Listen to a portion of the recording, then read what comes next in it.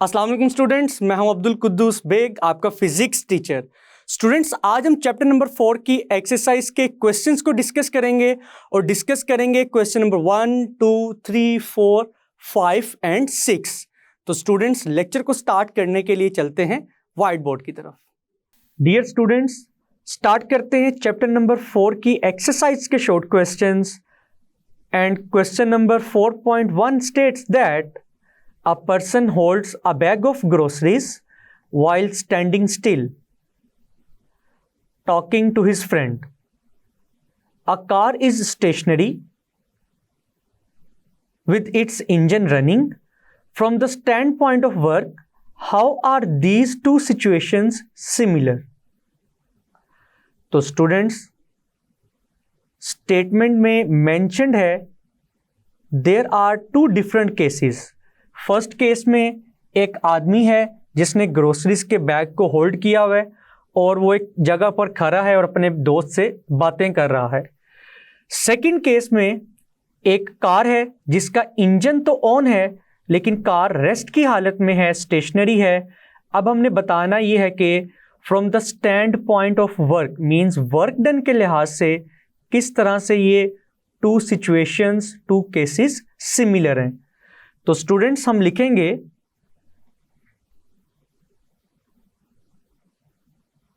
In both the situations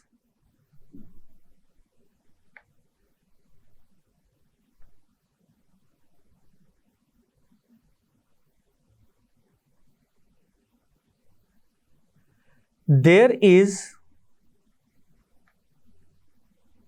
no work done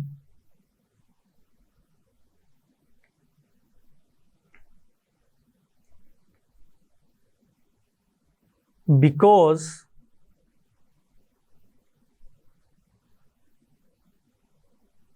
both the bodies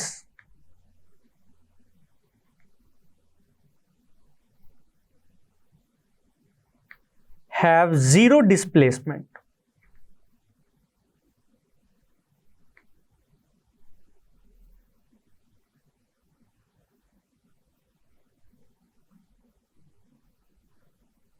क्योंकि students, first case में आदमी खड़ा है तो उसका डिस्प्लेसमेंट जीरो है। सेकंड केस में कार स्टेशनरी है which means it is at rest, तो कार का डिस्प्लेसमेंट भी जीरो है।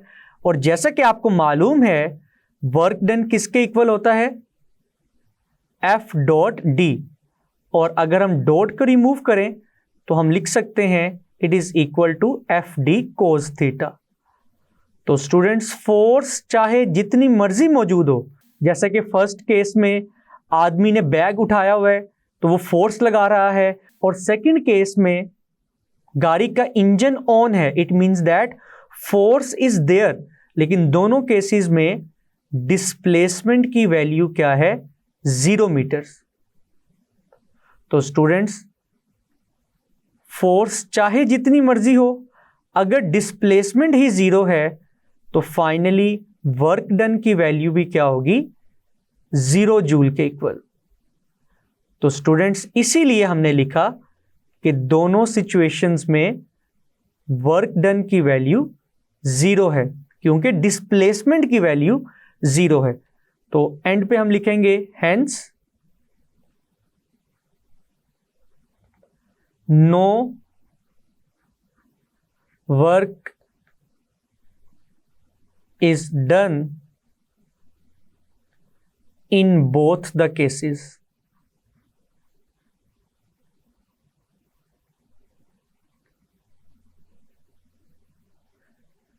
Dear students, ये था क्वेश्चन नंबर 4.1 का आंसर। स्टूडेंट्स, स्टार्ट करते हैं question number 4.2 which states that calculate the work done in kilojoules in lifting a mass of 10 kilograms at a steady velocity through a vertical height of 10 meters. तो students, this question is of the type of a numerical, तो students इसको हम numerical की तरह solve करेंगे। तो students सबसे पहले हम डाटा लिखेंगे।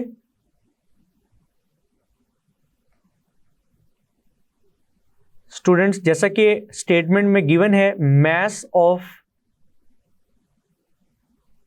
N object is equal to 10 kilogram, और इस मास को हमने कितनी हाइट तक उठाना है, which is equal to 10 metres. Now students अगर हम टू फाइंड की बात करें तो इस क्वेश्चन में हमने वर्क डन की वैल्यू कैलकुलेट करनी है, but in kilo joules.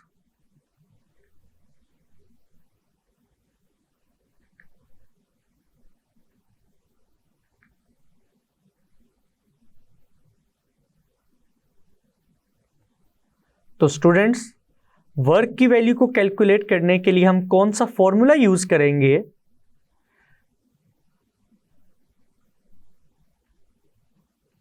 Students work का बेसिक फॉर्मूला है the product of force and displacement.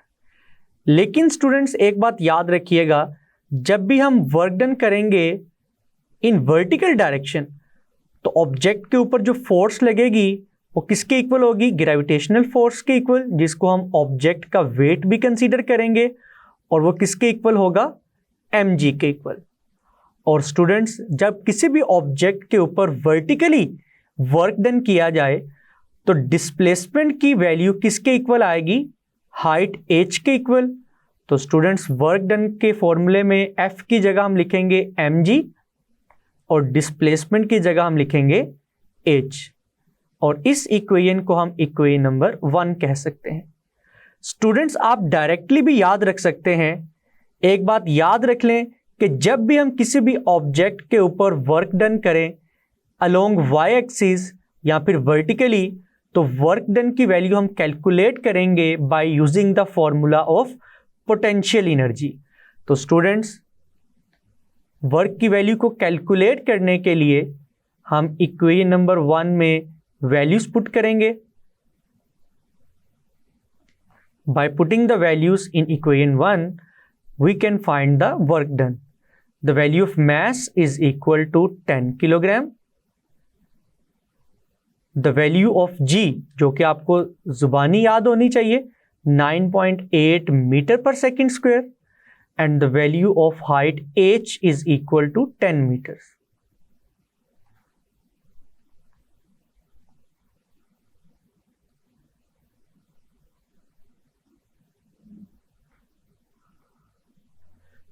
Students जब हम इन तीनों वैल्यूज को मल्टीप्लाई करवाएंगे तो हमारा आंसर आएगा 980, और अगर यूनिट की बात की जाए तो स्टूडेंट्स यूनिट में हम लिखेंगे kilogram as it is, metre multiply by metre, metre square,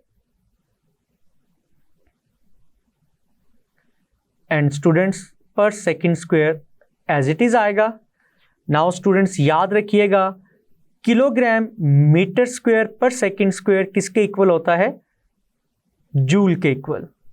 now students हमने वर्क की वैल्यू तो कैलकुलेट कर ली है, लेकिन स्टेटमेंट में मेंशन है कि वर्क डन की वैल्यू किलो जूल में होनी चाहिए। तो हम अपने आंसर को साइंटिफिक नोटेशन में कन्वर्ट करेंगे ताकि 10 की पावर 3 आ सके। तो हम लिखेंगे 0.980 इंटू 10 रेज टू पावर 3, क्योंकि हमने डेसिमल को लास्ट पोजीशन से 9 के बाद वाली पोजीशन पर शिफ्ट किया है, तो हम लिखेंगे 10 रेज टू पावर 3 और जूल एज इट इज आएगा। नाउ स्टूडेंट्स जैसा कि आपको मालूम है, प्रीफिक्स 10 रेज टू पावर 3 किसके इक्वल होता है? किलो के इक्वल, और जूल एज इट इज आएगा। डेसिमल के बाद हम 0 को इग्नोर कर सकते हैं। नाउ स्टूडेंट्स वर्क डन की फाइनल वैल्यू किलो जूल में किसके इक्वल आई है? 0.98 किलो जूल। स्टूडेंट्स स्टार्ट करते हैं question number 4.3 which states that a force F acts through a distance L the force is then increased to 3F and then acts through a further distance of 2L. Draw the work diagram to scale. Students, इस question के answer में हमने force displacement graph को plot करना है by using a reference scale. तो student, सबसे पहले हम एक ग्राफ बनाएंगे, देन ग्राफ की मदद से हम वर्क डन की वैल्यू को कैलकुलेट करेंगे। नाउ स्टूडेंट्स, जैसे कि स्टेटमेंट को रीड करने से आपको आइडिया हो गया होगा कि हमने फोर्स डिस्टेंस ग्राफ प्लॉट करना है। तो स्टूडेंट्स, वाई एक्सिस में हम फोर्स को कंसीडर करेंगे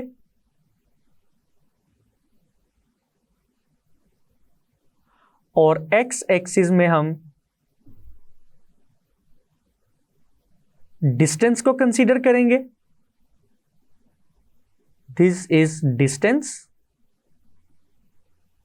which is given in the form of L, and y axis में हम force को consider करेंगे which is given in the form of F। तो students, हम ये assume कर सकते हैं, अगर हम अपना reference scale choose करें तो according to scale हम कह सकते हैं along x axis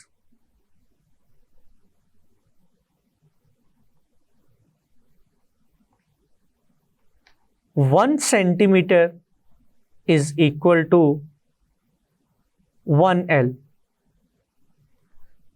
और स्टूडेंट्स, 2 सेंटीमीटर किसके इक्वल होगा? 2L के इक्वल। 3 सेंटीमीटर किसके इक्वल होगा? 3L के इक्वल। और स्टूडेंट्स, अगर हम y एक्सिस की बात करें तो हम लिखेंगे along y axis again 1 centimetre is equal to 1F। और सिमिलरली स्टूडेंट्स, 2 सेंटीमीटर किसके इक्वल होगा? 2F के इक्वल। 3 सेंटीमीटर किसके इक्वल होगा? 3F के इक्वल। नाउ स्टूडेंट्स, ग्राफ को प्लॉट करने के लिए जैसा कि हमने स्केलिंग में x एक्सिस और y एक्सिस के अलोंग वैल्यूज को डिफाइन किया है, तो students 1 centimetre along x axis 1L के इक्वल है, 2 सेंटीमीटर 2L के इक्वल और 3 सेंटीमीटर 3L के equal. Similarly students, along y axis 1 centimetre is equal to 1F, 2 centimetre is equal to 2F and 3 centimetre is equal to 3F। तो students, statement के start पर क्या चीज mention है? A force F, it means 1F, acts through a distance L means 1L। इसका मतलब यह है कि किसी भी ऑब्जेक्ट पे जब 1F की फोर्स लगी, उस ऑब्जेक्ट ने कितना डिस्टेंस कवर किया? 1L। तो हम प्लॉटिंग स्टार्ट कर सकते हैं। 1F फोर्स से ऑब्जेक्ट ने कितना डिस्टेंस कवर किया? 1L का डिस्टेंस। नाउ स्टूडेंट्स, स्टेटमेंट को फर्दर रीड करते हैं। The force is then increased to 3F, increased to 3F। इसका क्या मतलब है स्टूडेंट्स? कि पहले फोर्स थी 1F, अब हमने 1F से इंक्रीज करते हुए फोर्स की वैल्यू क्या कर दी है? 3F। स्टूडेंट्स, यहां पर 2 का बहुत रोल है। अगर 2 की जगह बाय का वर्ड होता, means the force is then increased by 3F। तो इंक्रीज्ड बाय 3F का मतलब था कि हमने मजीद 3F की फोर्स को ऐड किया है, तो टोटल फोर्स कितनी हो जाती? 4F। लेकिन इस केस में स्टूडेंट्स, बाय की जगह क्या लिखा हुआ है? 2। तो मैं दोबारा रीड करता हूं, the force is then increased to 3F। इसका मतलब है 1F से हमने फोर्स को इंक्रीज किया और फोर्स की वैल्यू हम कहां तक ले गए? 3F तक। तो फोर्स की वैल्यू इंक्रीज करते हुए हम कहां तक लेकर जाएंगे स्टूडेंट्स? 3F तक। आप देख सकते हैं डायग्राम में। तो स्टूडेंट्स, जब हमने फोर्स की वैल्यू को 1F से 3F किया तो क्या हुआ? Then acts through a further distance of 2L। वो फोर्स कितने डिस्टेंस तक बॉडी के ऊपर एक्ट कर रही है? Further distance of 2L। It means that मजीद 2L का डिस्टेंस। तो 1L में जब हम 2L ऐड करेंगे तो यहाँ पर अलोंग x एक्सिस भी फाइनल वैल्यू क्या आएगी, 3L। तो स्टूडेंट्स यहाँ पर हमारा ग्राफ कंप्लीट होगा। नाउ स्टूडेंट्स, इस ग्राफ को हम 2 डिफरेंट शेप्स में डिवाइड कर सकते हैं। One is a small square, जिसको हम रेड शेड से रिप्रेजेंट कर सकते हैं, and second one is a big rectangle, जिसको हम ब्लैक लाइन से रिप्रेजेंट कर सकते हैं।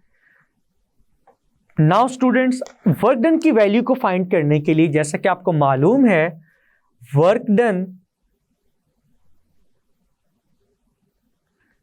किसके इक्वल होता है, द एरिया ऑफ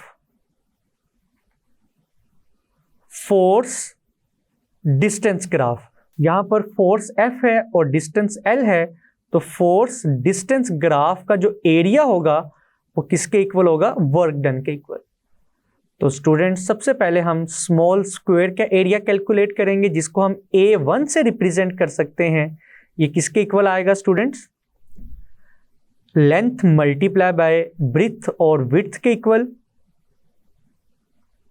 तो स्टूडेंट्स लेंथ की वैल्यू है जिसको हम अलोंग y एक्सिस कंसीडर कर सकते हैं, it is equal to 1f।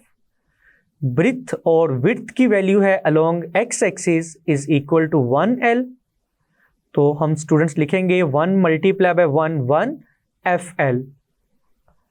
Now students अब हम एरिया ऑफ रेक्टेंगल कैलकुलेट करेंगे, जिसको हम A2 से रिप्रेजेंट कर सकते हैं। और स्टूडेंट्स रेक्टेंगल का एरिया भी किसके इक्वल आएगा, लेंथ मल्टीप्लाई बाय ब्रेड्थ और विड्थ। तो स्टूडेंट्स अगर हम अलोंग y एक्सिस लेंथ की वैल्यू कैलकुलेट करें तो स्टूडेंट्स आप देख सकते हैं रेक्टेंगल की टोटल लेंथ किसके इक्वल है, फ्रॉम 0 टू 3f, यहां पर हम लिखेंगे 3f। और अगर रेक्टेंगल की विड्थ और ब्रेड्थ की बात करें तो आप देख सकते हैं students along x axis total rectangle की विड्थ कितनी है, फ्रॉम 1l टू 3l, दोनों का डिफरेंस किसके इक्वल आएगा students, final value minus initial value, it is equal to 2l। तो यहां पर हम लिखेंगे 2l। तो स्टूडेंट्स फाइनल आंसर आएगा 3 to the 6 fl। तो स्टूडेंट्स टोटल एरिया किसके इक्वल आएगा, which will be the sum of A1 and A2। तो स्टूडेंट्स A1 की वैल्यू है 1 टाइम्स FL, A2 की वैल्यू है 6 टाइम्स FL। तो टोटल वैल्यू क्या आएगी, 7 times FL, which is the total area and it is equal to the work done W। तो students graph से हमने टोटल वर्क डन की वैल्यू किसके इक्वल कैलकुलेट की है, 7 times FL।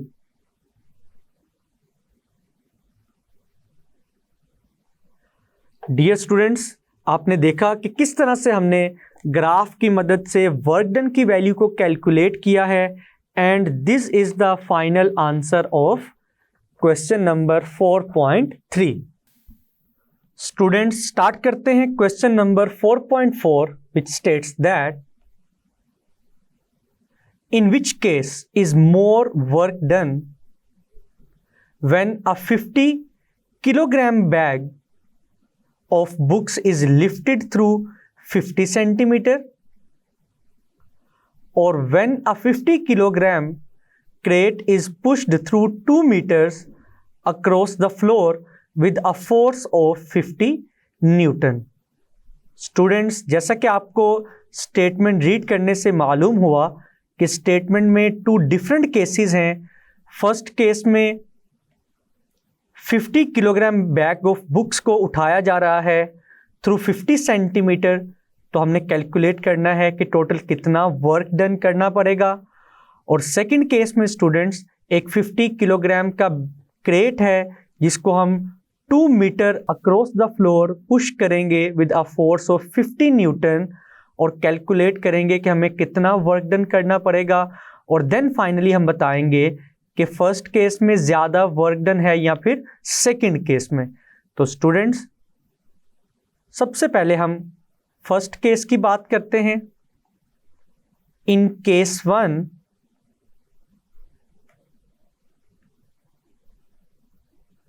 mass of bag is given जिसकी value है 50 kg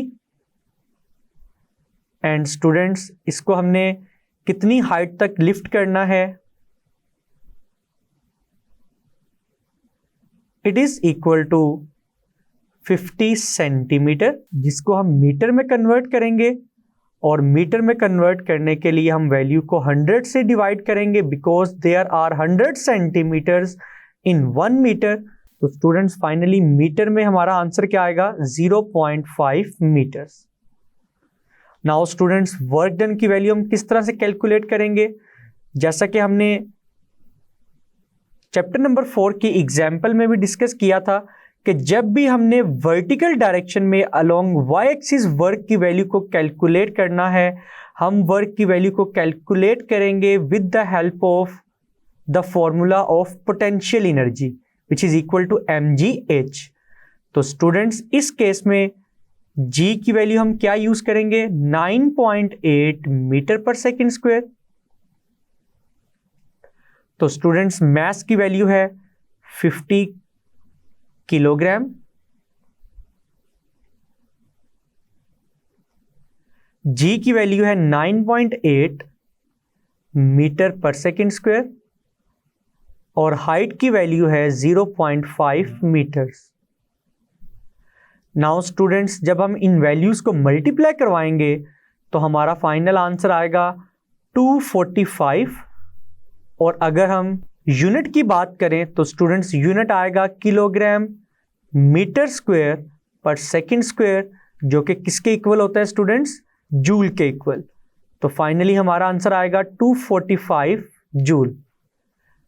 students ये है फर्स्ट केस का वर्क डन। अगर हम सेकंड केस की बात करें स्टूडेंट्स तो in case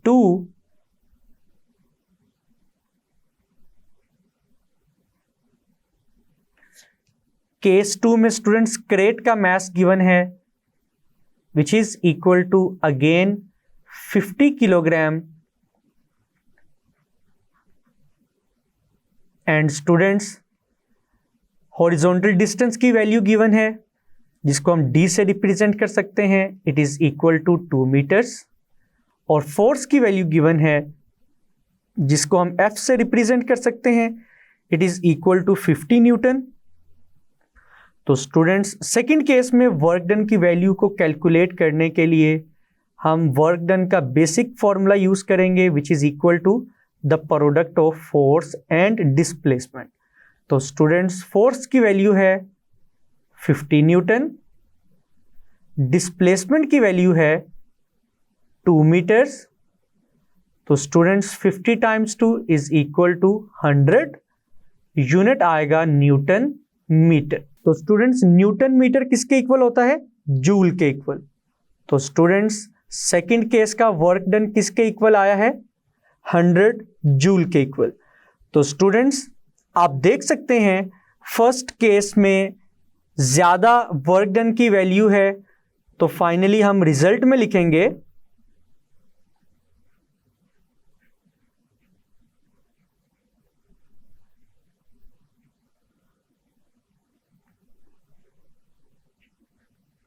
it is clear that more work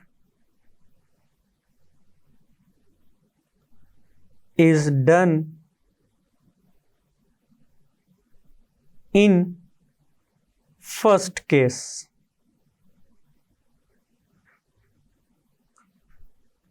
students ये था क्वेश्चन नंबर 4.4 का आंसर।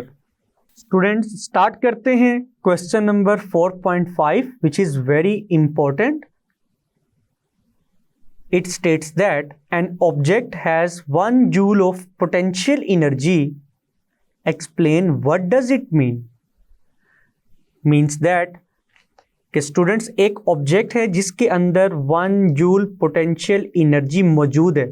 तो 1 जूल पोटेंशियल एनर्जी होने का क्या मतलब है? तो स्टूडेंट्स इस क्वेश्चन का आंसर क्या होगा अभी देखते हैं हम। स्टूडेंट्स, जैसा कि आपको मालूम है, वर्क का फॉर्मूला है the product of force and distance और डिस्प्लेसमेंट। अगर हम डिस्टेंस लिखेंगे तो उसको एस से रिप्रेजेंट कर सकते हैं, अगर हम डिस्प्लेसमेंट की बात करें तो उसको हम डी से रिप्रेजेंट कर सकते हैं। नाउ स्टूडेंट्स, किसी भी ऑब्जेक्ट का वर्क डन 1 जूल उस वक्त होगा जब उस ऑब्जेक्ट के ऊपर लगने वाली फोर्स 1 न्यूटन हो, और उस 1 न्यूटन फोर्स की वजह से वो ऑब्जेक्ट कितना डिस्टेंस कवर करे, 1 मीटर। तो एक चीज तो कंफर्म है कि 1 जूल वर्क डन का मतलब है ऑब्जेक्ट के ऊपर लगने वाली फोर्स 1 न्यूटन है, और 1 न्यूटन फोर्स की वजह से ऑब्जेक्ट ने 1 मीटर का डिस्टेंस और डिस्प्लेसमेंट कवर किया है। नाउ स्टूडेंट्स, स्टेटमेंट का आंसर हम किस तरह से करेंगे? हम लिखेंगे when 1 Newton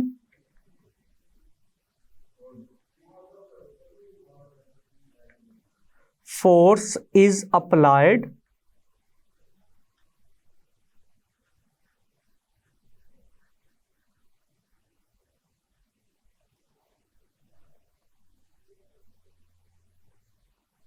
on a body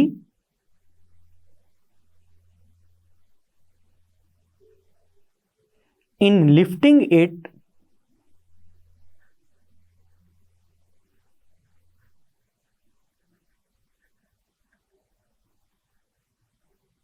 through a height of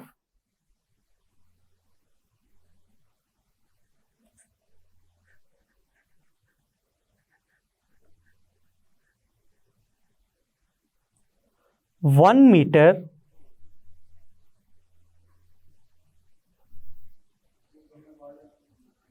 the work done is stored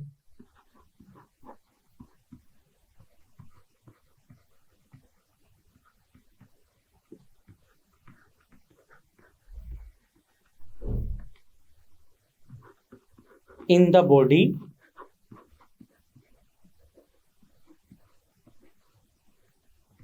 in the form of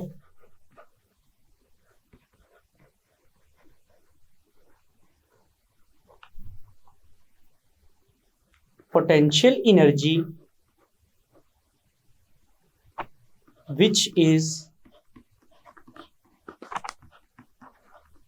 1 joule. Students, यहां पर आप सोच रहे होंगे कि मैं पोटेंशियल एनर्जी ही को क्यों यूज कर रहा हूं, क्योंकि यहां पर स्टूडेंट्स क्वेश्चन में मेंशन्ड है an object has 1 joule of potential energy. तो स्टूडेंट्स, पोटेंशियल एनर्जी तो उस वक्त होगी किसी भी ऑब्जेक्ट के अंदर जब उस ऑब्जेक्ट को हम वर्टिकल डायरेक्शन में, मींस अगेंस्ट और अलोंग द ग्रेविटी उसको मूव करवाएं along y axis.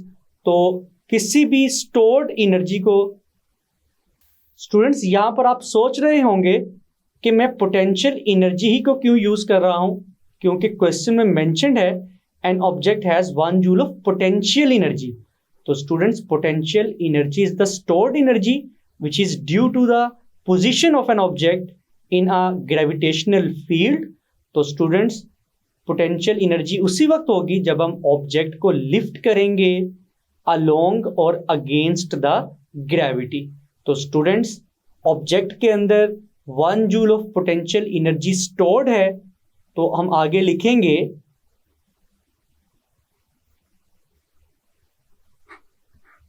Furthermore the body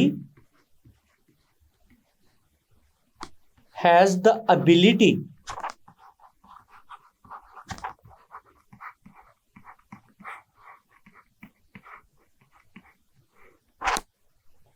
of doing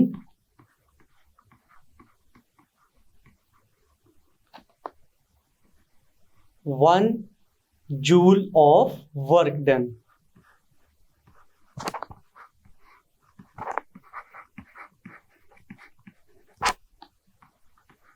For example, students, अगर हम किसी भी ऑब्जेक्ट को ग्राउंड से 1 मीटर की हाइट पर लिफ्ट करते हैं, उठाते हैं, और उसको उठाने में कितनी फोर्स रिक्वायर्ड है, which is equal to 1 Newton.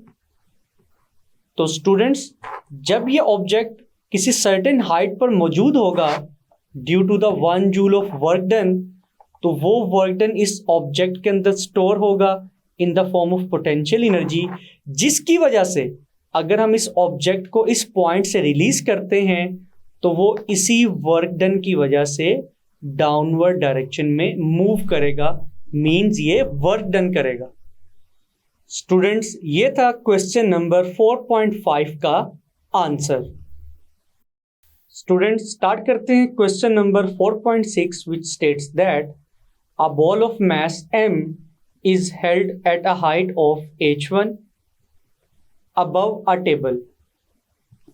The tabletop is at height h2 above the floor. One student says that the ball has potential energy which is equal to mg h1, but another says that it is mg h1 plus h2. Who is correct? तो students, इस question का answer है both the students are correct but according to their reference points. तो हम लिखेंगे सबसे पहले both the students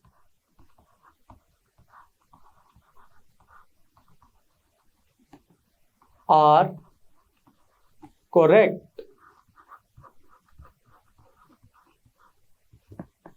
according to their reference points।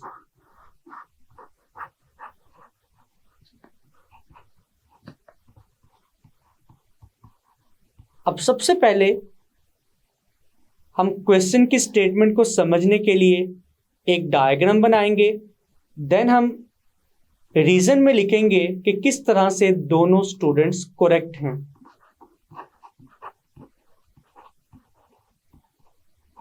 तो students, for example, this is the table,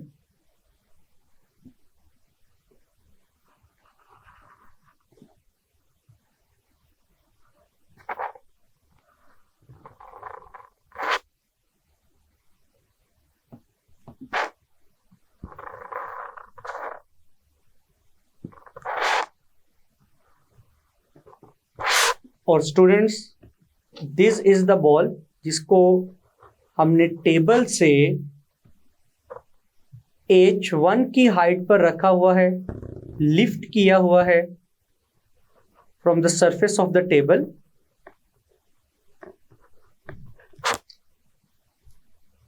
लेकिन स्टूडेंट्स, जैसा कि सेकंड लाइन में मेंशन्ड है स्टेटमेंट की, the table top is at height h2 above the floor, means कि जो table की टॉप सरफेस है वो फ्लोर से, जमीन से कितनी हाइट पर है, it is at height h2। तो स्टूडेंट्स, जैसा कि आप देख सकते हैं कि बॉल टेबल की सरफेस से तो हाइट h1 पर मौजूद है, लेकिन अगर हम ग्राउंड की बात करें तो उसके लिए हमें टोटल हाइट कैलकुलेट करना होगी। तो स्टूडेंट्स, टोटल हाइट किसके इक्वल आएगी? तो स्टूडेंट्स, टोटल हाइट किसके इक्वल आएगी? It will be equal to the sum of h1 and h2। तो स्टूडेंट्स, यहां पर हम लिखेंगे टोटल हाइट किसके इक्वल है? h1 प्लस h2 के इक्वल। अब स्टूडेंट्स, एक स्टूडेंट कह रहा है कि बॉल के अंदर जो पोटेंशियल एनर्जी मौजूद है वो किसके इक्वल है? mg h1 के इक्वल। तो ऐसा हो सकता है कि ये स्टूडेंट बॉल की पोटेंशियल एनर्जी को बता रहा है according to the reference point which is the top surface of the table, कि अगर इस स्टूडेंट ने अपना इनिशियल पॉइंट या रेफरेंस पॉइंट टेबल की सरफेस को कंसीडर किया है तो टेबल की सरफेस के लिहाज से ऑब्जेक्ट यानी कि बॉल के अंदर कितनी पोटेंशियल एनर्जी होनी चाहिए, mgh1।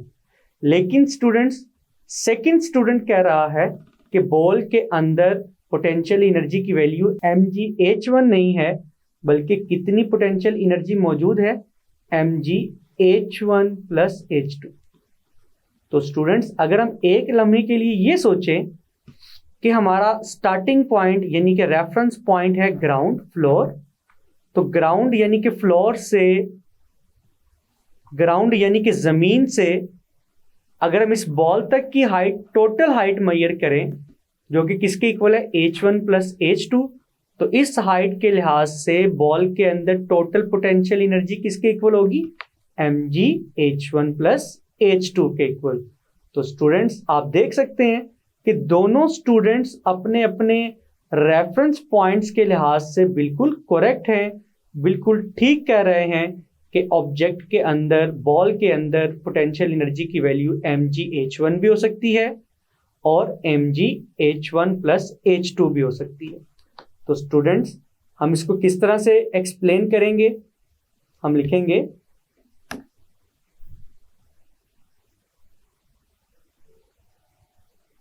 the ball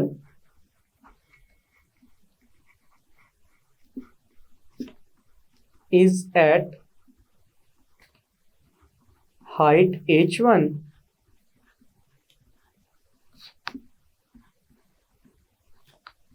with respect to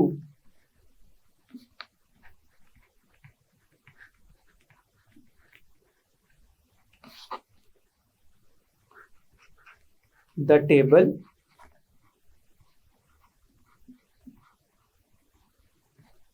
and the table is at a height of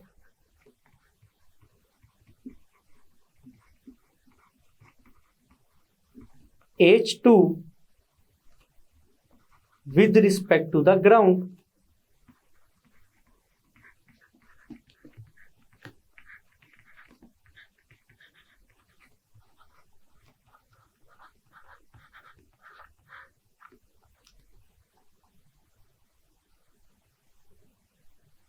So the ball is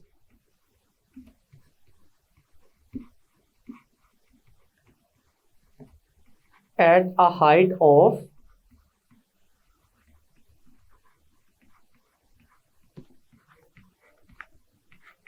h1 plus h2 from the ground।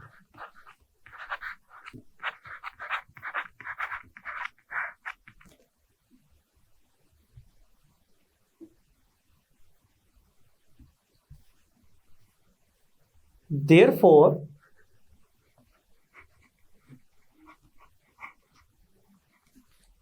the potential energy stored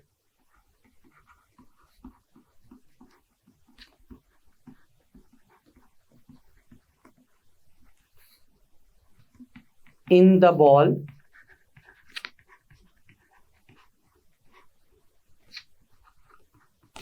with respect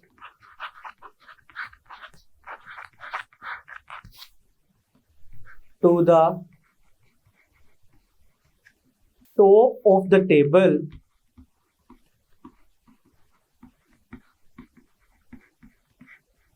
is mgh1 and with respect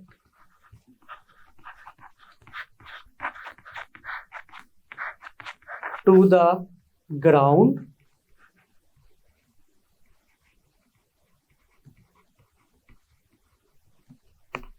is mg h1 plus h2। Hence,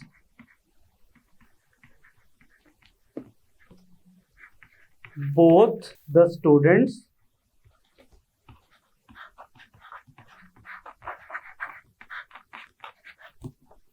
are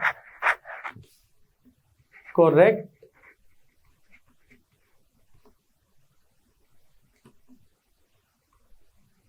according to their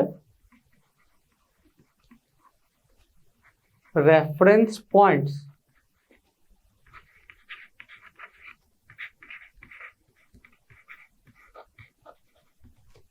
dear students, ये था question number 4.6 का answer. जी students, जैसा कि आपने देखा कि आज हमने चैप्टर नंबर 4 के फर्स्ट 6 क्वेश्चंस के आंसर्स को डिस्कस किया। मैं उम्मीद करता हूं कि इन तमाम क्वेश्चंस के आंसर्स आपको अच्छे से समझ आए होंगे। इनको अच्छे से प्रिपेयर कीजिएगा। मिलते हैं नेक्स्ट लेक्चर में। अपना ख्याल रखिएगा। अल्लाह हाफिज़।